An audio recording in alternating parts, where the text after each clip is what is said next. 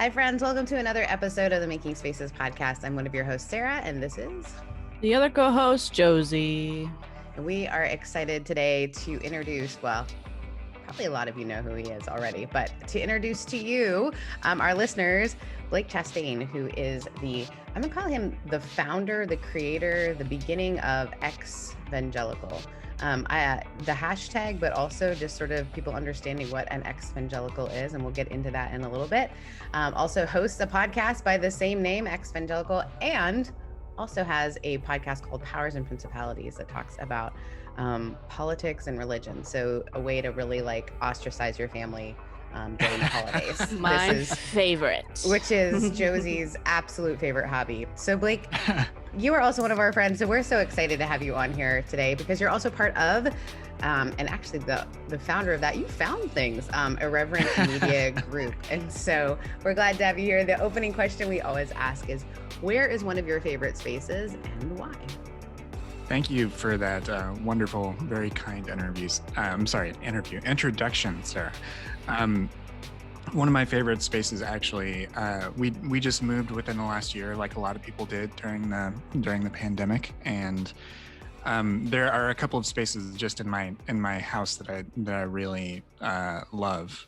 We have like a fireplace that has been really nice to be able to get up early and read by. And then we also have like a sort of this sunroom. Some places call it like a California room, or no, I'm sorry, a Florida room. One of those. I prefer a California room actually better than a Florida room. 100%. So, but anyways, of those two rooms, they're just really wonderful places to just feel comfortable and relax. And we're already, we haven't lived here very long, but we're already making memories, and those are some of my favorite places. Yeah. Cute. I love that. And you're, how many kids do you have? I just have one daughter. One. Okay. So yeah. Are you getting up before your daughter? You said you get up early to read. I'm trying to understand that. Well, just for that, I mean, I don't know about other folks, but with everything that we've all gone through in the last year, like I would wake up earlier. I don't know why. I just ended up waking up early, and because I am not a morning person historically. But yeah, I would get up a little before my daughter and just enjoy a little bit of quiet time. So And quiet time used to mean one thing back in the day. Now it means something entirely different. I remember when I was in college and Christian boys would ask you if you wanted to do a devotional with them or go for quiet time. We all knew what that meant. No? I've never had that happen to me. Honey, yeah, it was a thing. Like it was a thing back in the day. It was back in the day. This everyone should have a quiet time. Were you never told to have a quiet time? I don't know. I feel like most people generally don't tell me to be quiet. Even as a youth group kid, huh? Yeah. Mm-hmm. I've always been a little aggressive. Those devotional times, quiet time with the Lord. Quiet time with the Lord. Yeah, I remember I tried so earnestly. I found my journals from my quiet time with God, and I tried, guys. Yeah. It was not my gift. I worked at a Christian bookstore. That was my high school job. What? That was my high school part-time job. And so I had a whole bunch of those journals. Do you remember like the ones that were really popular, like 10 or 20 years ago with like the spirals, like the double spirals that, I have several of those with a lot of religiously inflected teen angst. Yes, same. And and some of them look a little bit like, there was like definitely a season when I would have called them almost like a Christmas wish list, but like a life wish list. Like here's my prayers, but like also thank you, and also I am not worthy. So I have to ask a question that I love to ask everyone who had anything to do with Christian bookstores. What was the worst pun t-shirt you ever saw? Oh, I mean, funny enough, like we only had a handful of shirts. Okay. Yours was the more serious Christian bookstore. Yeah. So it was like a local, maybe Midwestern franchise called Limestone.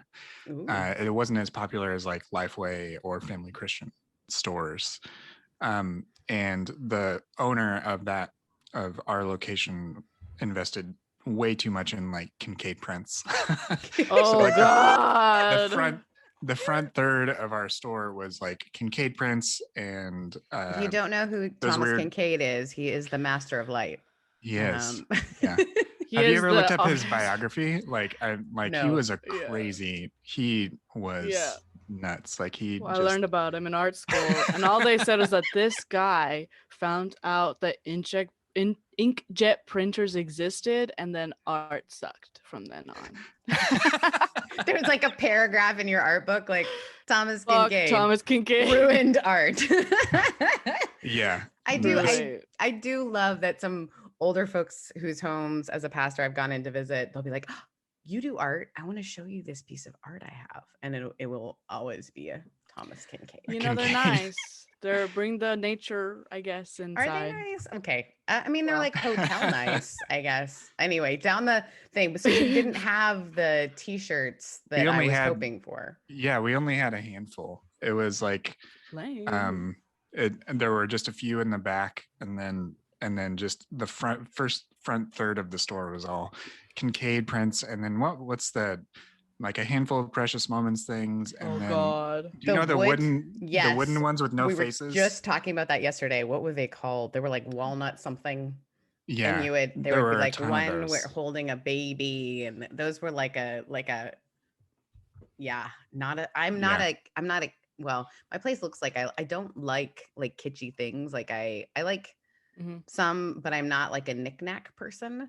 But people would always like get me those, and it was so kind. And then I would hold on to them just because I felt like a little bit of guilt. Don't know what to do with gifts. Right. Yeah. Right. No offense to everybody else.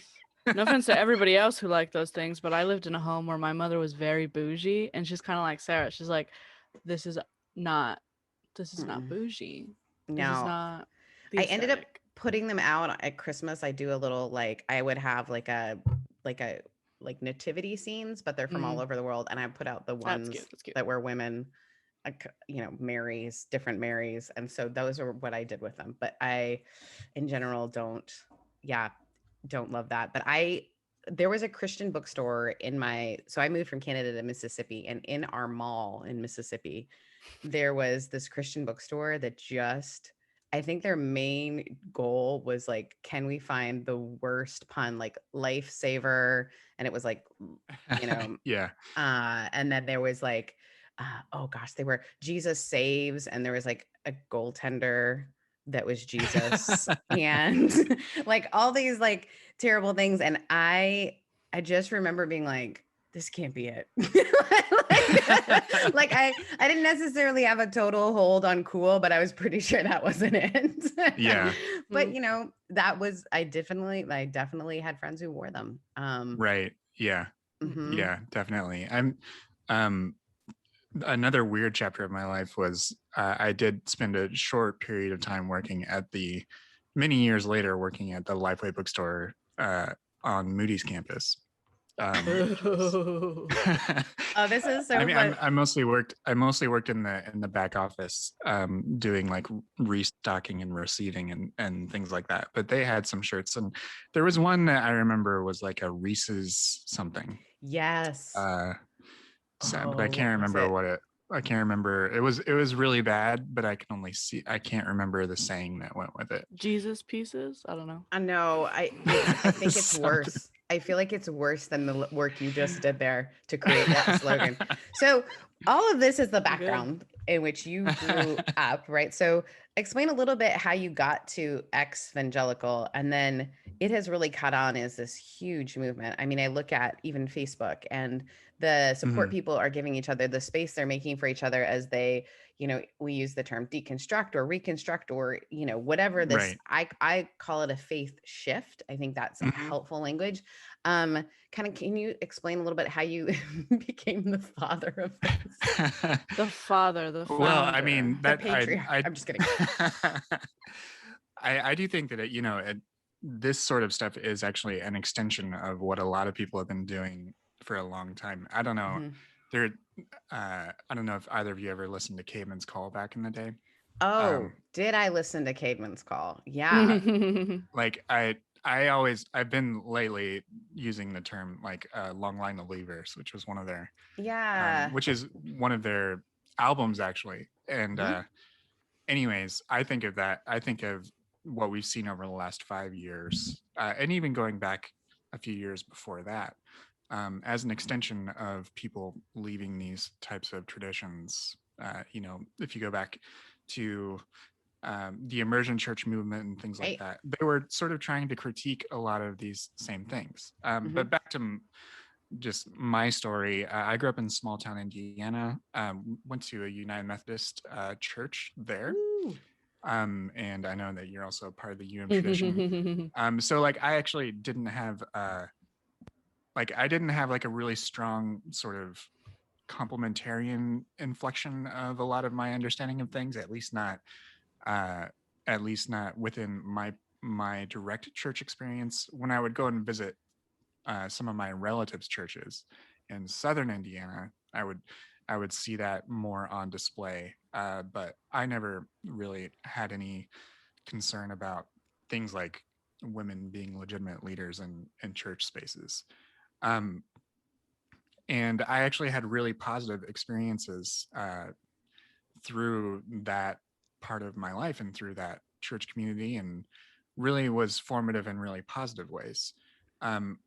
During high school, my family moved to the suburbs of Chicago, and just sort of by happenstance, it wasn't planned or intended, we did end up going to another United Methodist church in the area, but the youth group that I got involved in was very evangelically influenced. And I mean, United Methodism and Wesleyanism, like if you want to get like super church history nerdy about it, like they are part of the evangelical tradition. Which I usually do. Anyways, in which Josie's like, no thanks. if that's not this, I can skip over all that. But I mean, they are part of the broader evangelical tradition, even though holiness movement. Yep, exactly. So that whole part, they are there, but they're not. Methodists in particular aren't always thought of. They're thought of as mainline. Right. But and I don't know, Sarah, I usually don't talk to other people who know the UM tradition personally very often. But the way I think about the United Methodist tradition is that because it has historically been so like large or present in so many places, it sort of like takes on the local flavor. Like if you go to small town Indiana church, right, it might be conservative, but if you go to the one in downtown Chicago, to the Methodist Temple, there's going to be a rainbow flag, and it's going to be I think it's part of being a congregational. So the idea is like each congregation sets the flavor and the tone, which is this beautiful idea of contextualization, but it gets us to where we are right now, where even yesterday, our bishop, who is incredibly affirming, was protested by the Korean caucus here while trying to do an ordination service. So right? United, not so much, right? Right. Yeah. Methodical, sure. United, not so much. And so there is this really interesting thing that we've come to where we're trying to figure out identity. And I think the idea of you're going to take on the local flavor, which is like a lovely idea, right? Until you try to do something together as a united body, and people take their flavor as the recipe. And that's kind of been and it's interesting because the middle of the road folks are actually our mega Methodist churches, which there actually are. It's hard to explain that here on the West Coast, where Methodist churches tend to be the smaller. Whenever I tell our folks, like, we're the largest denomination, it confuses them so much. Like, what? But we are the largest mainline denomination. But we look so different in so many different places. And so our like mega Methodist churches have like 60,000 members. They're huge. But the interesting thing about them is that they are like moderate, if not leaning progressive, which I think is super fascinating for people who have only ever experienced mega churches being, well, if they're honest, being conservative.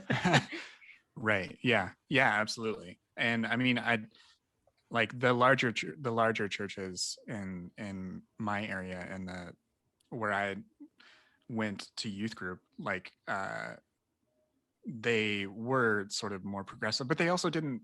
Well, I would say they were probably more moderate at the time, but they also didn't necessarily look like Willow Creek, which is also in the area, where it's like a massive freaking stadium. I mean, they still had thousands of people, but it was more like a large church. I don't know. It's anyways. This is this has become.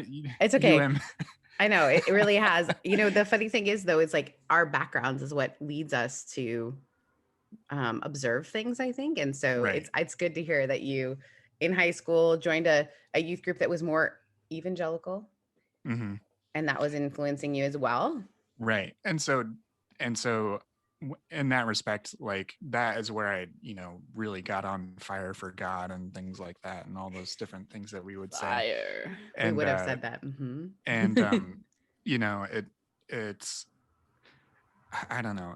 And if anyone has ever lived through that, it's really weird to be, a teenager and going through all the different changes that teenagers go through and add religion to the mix. It's just such a messed up. Well, and it's interesting because I moved at the same time you did, right? And that's a weird time to move, try to find your identity. Also try to what does this religious thing mean? Try to separate yourself from your family in some ways, right? Like you're making healthy boundaries, but yeah. And just to sort of sum up the remainder of the story that led to what I've been doing the last few years. During that period, I felt at the ripe old age of 17 like a call to ministry.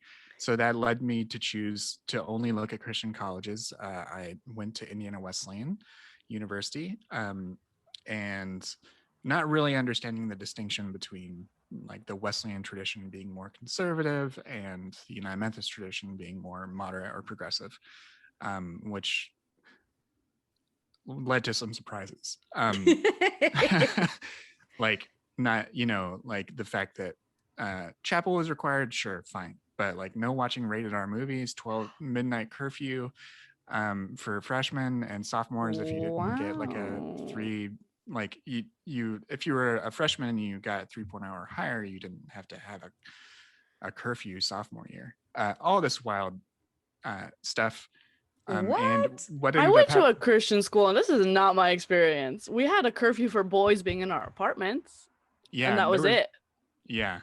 So I mean, there were only certain days of the week that certain dorms were allowed to have people of the opposite sex in them. 4 on the floor. No rated R movies.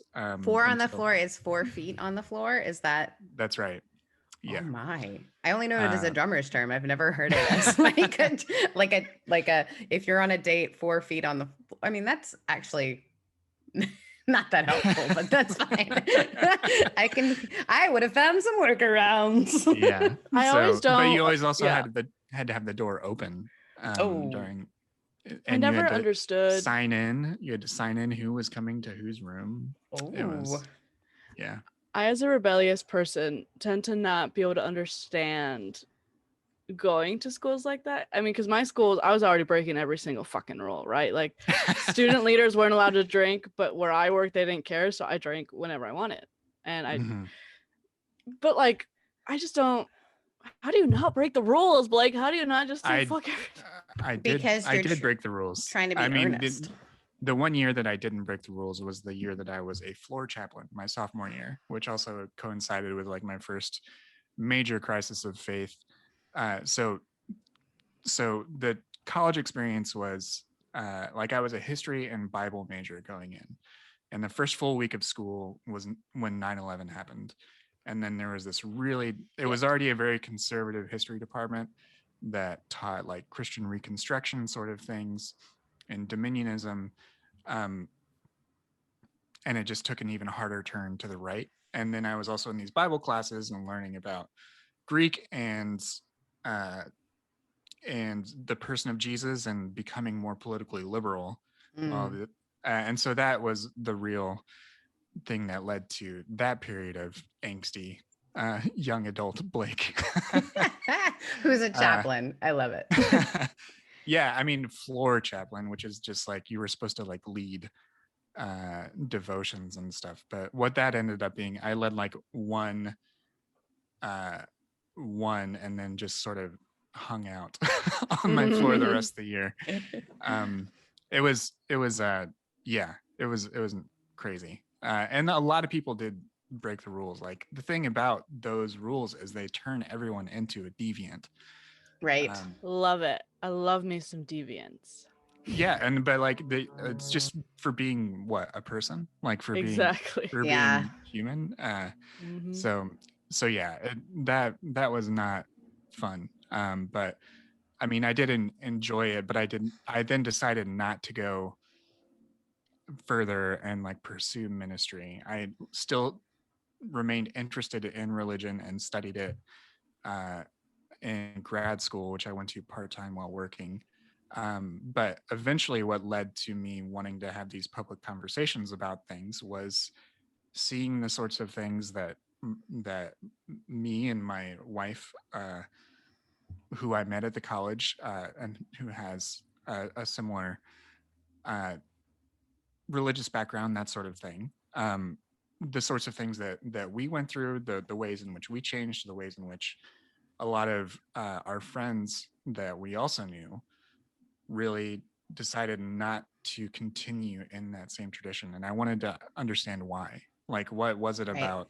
Or at least, have conversations and discuss why we all left this particular type of movement, this type of faith community that has a major role to play in the way in which we were formed.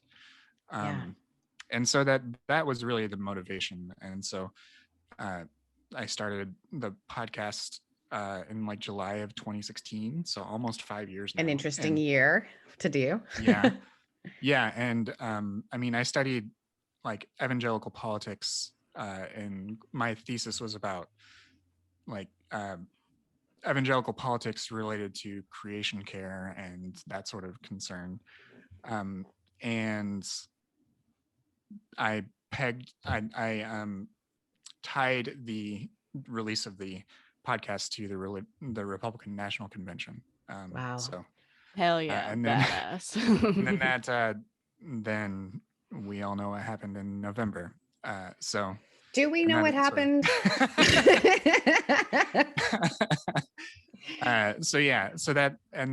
The show has really just continually been about just talking to my guests primarily about their own biographies and maybe any other work that has come out of it. And it sort of follows the track of their life, where they came from, what led to them leaving evangelicalism, and where they are now, if it's to really boil it down to like those sort of three part things. And so that's where I think there's this like thing that I have found with your work and even like following stuff on Facebook, and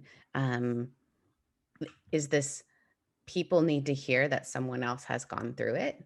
Because to Josie's point, Josie doesn't like, just her personality is like, yeah, you just leave. Like, it's just done. I'm done. I never wanted to follow the rules. But for some people, it's like incredible grief and loss. And I think some of that, Josie and I have talked on the show a lot, is like when you've gone through different kinds of trauma. So for Josie, trauma with people leaving, it's like she created the narrative like it's okay. But for some people, the loss is like you've gone through it, so you can imagine what that's like when it is tied to this. And I think hearing people's stories has allowed other people to go, oh, wait a minute, I'm not outside of okay. And I think so often when we were growing up, because I really tried to be evangelical. Like I really tried, guys. Like I tried. Bless your soul. I went to an Avalon concert. Like I tried. I tried. And I, at some point, will have to tell all the funny stories of like getting backstage at like a fish fest and being like, oh, fish fest. Yeah, my friend owns not that. PH, not PH. My friend actually owns that touring company, but that was before I was dating, and it's a long and terrible story. But I remember being backstage and being like, "There's like masseuses back here, and I'm being hit on by Christian rock stars. This is weird." Christian rock stars, right? And I listened to like punk rock stuff, so I wasn't actually that interested in them. But I had this like realization that this world that I was so desperately trying to get into was as fabricated as other worlds, right? Mm-hmm. And I think we were taught, if we're in that environment, like, don't leave this world because the other world, like as if there's two, the other world is dangerous. You'll be alone. It's a slippery slope. Like once you start with one little, it's like an entrance drug. Like once you have one question, it's all done. Yeah. And I mean, truthfully, that is kind of how it happened with me. I had one question and the spiral continued. And I think part of why it was so much easier for me to leave probably is because I was never truly even accepted into the evangelical world, because I came from a Latin Pentecostal tradition. So I didn't know all the cool little groups. I didn't know the Mark Driscolls. I didn't know the famous people, right? The extent I had was Joel Osteen, because he hit Latin America for whatever reason. Prosperity. But anyways, and so I think that's also another issue that sometimes isn't addressed, is that, like, sure, it was easy for me to say, well, fuck this, but I think it's a slower burn. There's a slower and a longer process of like, wait a minute, that was really bad. Like I wasn't fully invested because I was never allowed to be. Right. But that's like the whole hashtag evangelical is this idea of bringing all these narratives and stories together to understand, like, yeah, you're not alone. You're not crazy. Shit really did get wild. Yeah. And I think that's the really interesting thing about these conversations being had publicly, is that it allows for these like sort of patterns to emerge of like, yeah, a lot of people had these common experiences, and then there are other distinct things relative to the nuance of someone's life, like you being a Latina, like in these communities, you experience a different type of experience. Like you go through something differently, and you feel othered in this way that, like, if I felt out of place as a white guy, like, and that, and honestly, like, that's like, it's made for people like me to succeed, in air quotes. It's made, and that is what is so cool about the fact that, like, now over the last several years, through things like Exvangelical, even things like Church 2, and more recently Leave Loud, that the Witness is doing about the experience of Black people in predominantly white evangelical spaces. Like, all of these things are being able to say those things out loud and say, these things happened, and it's not, you're not crazy, like, all of those things. It's establishing this sort of foundation of information that's available to people that those power structures can't control. They can't control the narrative anymore, and it allows people to explore it and find that validation that they might need. Yeah, I think it's that beautiful validation that they might need. I mean, that's exactly the truth, is that whether you were standing outside of the thing, I mean, even as someone who moved from another country, like, you always felt a little bit outside, but the truth is everyone felt a little bit outside, unless the system really has been super great for them. But I've often found that the loudest about how great the system is are the ones who are like not doing great. And I really have appreciated people who, again, go for story versus like, here's what's systematically wrong. But story allows people to connect on a deep level, because you can't negate, people do, but you really, someone's story is a story, and you shouldn't negate a story or experience. and holding space for that and making space for more people Mm-hmm. to be able to say, oh, that was weird. I never thought that was weird because everyone around me was experiencing that. And so it didn't seem that weird. And then you have Right. one person be like, wait a minute, can we evaluate this for a second? Right.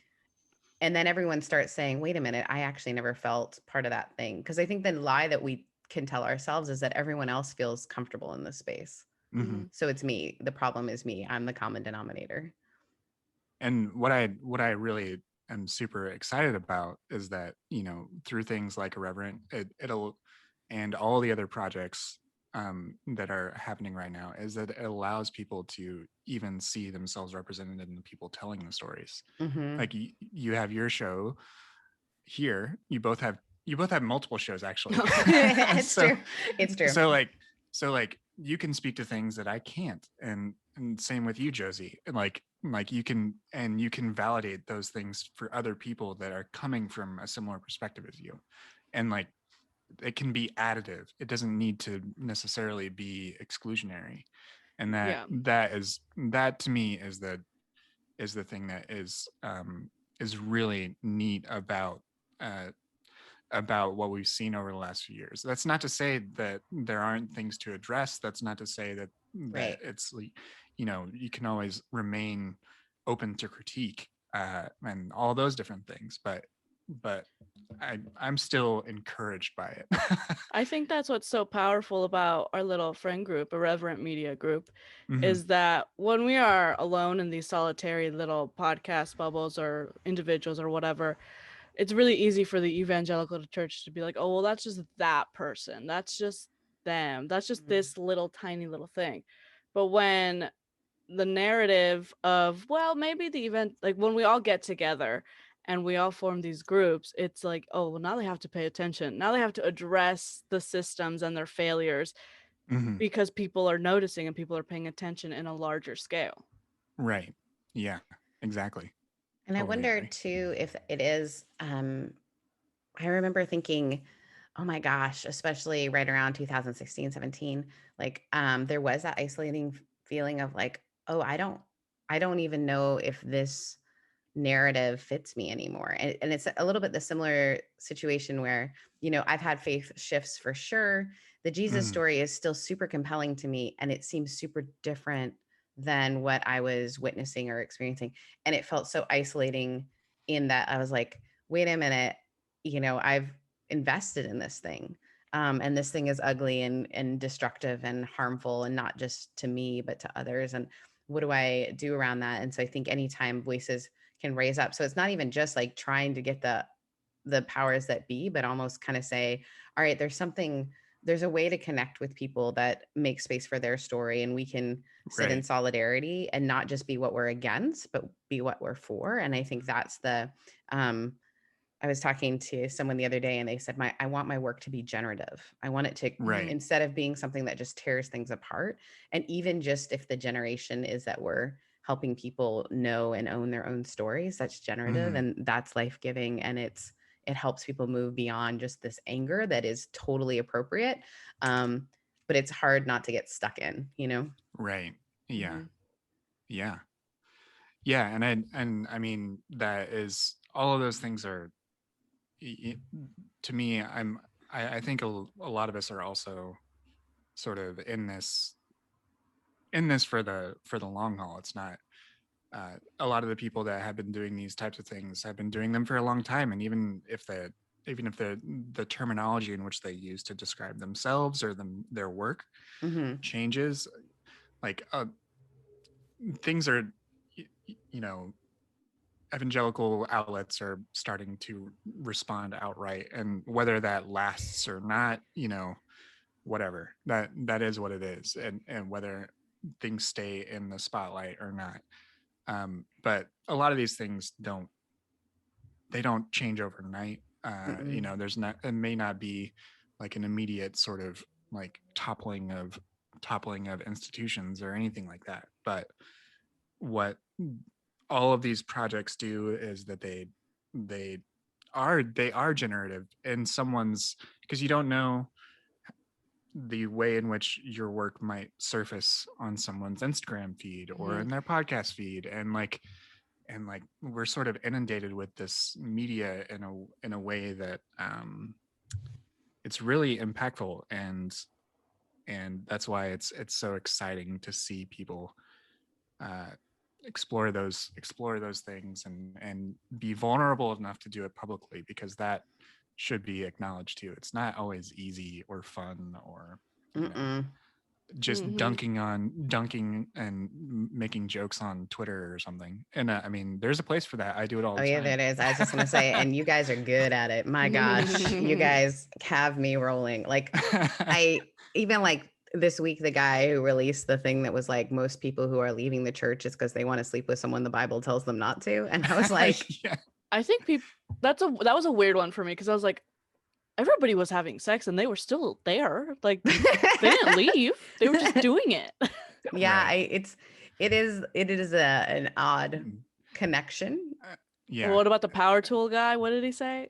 I want a pastor who uses power tools, and I'm like, sweet, I'm in, dude. I am your. If you don't know how to use power tools, you can't be a pastor, apparently. Which is like, good news for me. And a chop saw, which was like the thing with multiple safety mechanisms built into it, like so you can the easy one there, don't buddy. Cut yourself, and you only cut in a straight line. It's like good one. Good dude. Yeah, I don't think that metaphor works the way he wants it to. No. I think there is this thing though that is, my mom was actually one of the first people that said this to me, is when you start like making space for other people, and when you start like highlighting things that make the world, like the idea of the church and the structures and the things, like the people that are making a lot of money off of this thing in some ways, when you start making that hive mad, what will happen is you start getting critiqued. And like my mom, I remember one of the first times I got trolled, probably about 5 years ago, in like a pretty nasty way. My mom was just like, oh, congrats. And it's like, what, Mom? And she goes, it means that what you're saying matters. And I was like, I never thought of it that way. She's like, yeah, if people are up in arms, it's causing them to think about, and you never know. And it's been so fascinating. Sometimes the people that have been most vocally opposed are the people who come back later and go, remember that thing you were saying that I got really upset about? Can we like talk about that? And you don't realize it. And so it's like, you almost just have to let the work be the work and get out of the way. Right. Definitely. Well, like, thank you so much for chatting with us. I really do appreciate all your work. I also love just getting to know you over the last while. It has been so fun that, like, when you say, I'm just really excited, and you're like mellow, it is the best. It's like, it reminds me of my brother, who is an engineer and is one of the best people ever, but he'll be like, wow, that's great. And you're like, so that's what I was waiting for. That is your level of excitement. I'm pretty even keel when I'm talking on a podcast. Like, if you do want to see me be a goof or whatever, that's usually reserved for my family or my Twitter account. So like, yes, I will be ridiculous and make terrible dad jokes on Twitter. So they're so worth it though. They're so worth it. If you want, but and I appreciate what you've said, and I am genuinely excited, and I also just really appreciate getting to know both you, Sarah, and you, Josie, through starting this whole IMG thing together, and IMG. I'm just thrilled to be able to do a lot of this work as a larger group. It's just really, really exciting, and I'm really excited about what's ahead. So thanks for having me on your show. World, everybody. I'm glad that you were on. We will certainly return the favor, and I'll have you both on. That'll be fun. Soon. So. Blake, question for you. If you think about like one thing that someone can do today that's approachable, doable, what is a way that someone can make space in a tangible way for other people or themselves?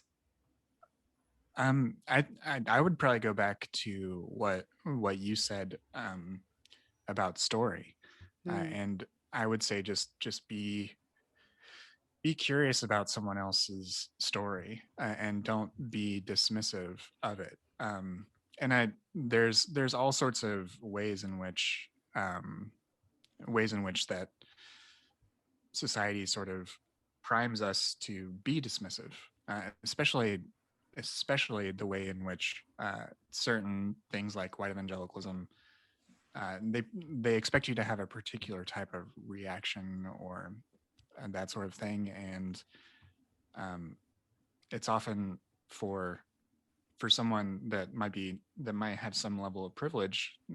They sometimes, if they come from a conservative place, there's this like knee-jerk dismissiveness, and I would just caution people and advise people to be curious about someone's story and why they're telling it that way, and just ask those follow-up questions, because that's where you actually learn about people, and that's where you make space for someone to reveal something else about themselves, because even though we share a lot online, it's sharing with someone else is a vulnerable thing, and by being curious without being judgmental, you are making space for them to share that with you. I think that's the beauty and the gift of having this space to be able to ask people questions. We interviewed two of my best friends, and I'm talking like 16 years of two of my best friends, and I discovered things about them just by getting curious about them in a different way. And I think there was something you said in that I think is really important, is get curious about why certain stories cause a knee-jerk reaction. I think there's an opportunity to learn about ourselves. Like, why don't I like hearing what is it about their story that I immediately want to go to the ending and I think I know where it goes?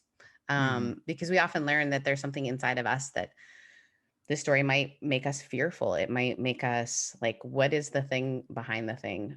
So just getting curious about someone else, and then you're curious about your own reactions, and realizing that stories have so much power, and are incredible ways to just get to know yourself and others super well, which is the only way we're ever going to move past this like false idea that there's two sides to, everything. So Blake, thank you for joining us. Where can folks find you? I know we've talked a little bit about the work that you've done, but what are some ways that you feel like folks could find you or connect with you? Sure. Links to all my different projects are at my website, blakechastain.com. If you are a Twitter person, you can follow me on Twitter at brchastain. You can follow my writing. I because all of my ideas begin as puns, I have a newsletter called the Post-Evangelical Post. Love it. Which can be found at postevangelicalpost.com. And you can find Exvangelical and Powers and Principalities wherever you listen to podcasts. I think that's it. If you can also follow the podcast on Instagram at Exvangelicalpod, same handle on Twitter as well. I feel like we are missing out on an opportunity to have merch that just has a bunch of puns, because I love a pun. Like, I love a pun to the point of like I'm not a dad, but I love a dad pun. Like, I follow a lot of Instagram accounts that are dad jokes, and they make me laugh like embarrassingly. And luckily my brother and his best friend let me send them those so that I have someone to process my stupid humor with. Because I'm also like, oh, I'm an intellectual, fart joke, it's just like a little bit like shocking when I think it's funny. So I'm glad you're in that boat with me. Yeah, absolutely. And we do need to work on our merch game, because Josie designed a great logo that I think a lot of people would love, and we got two different merch experts, and Kevin and the DRCK guys. Oh, for sure. I'm even thinking like for pastors, we could have Irreverent. Come on. Come on. We're ready. We're ready. Merch store coming at you soon. Yes, there we go. Okay, Josie, where can folks find us as we wrap this up? Well, you can find the Making Spaces podcast at makingspacespodcast.com. You can find us on Instagram at makingspacespodcast. You can find Sarah at Rev Sarah Heath on Instagram and probably everywhere else. And you can find me at Josie Takes the World. And follow us all on Twitter. We're great. In my personal opinion. And as always, the Irreverent Media Group. Irreverent.fm. I love it. All right. So we'll see you next week where we will be saving a space for you. Bye.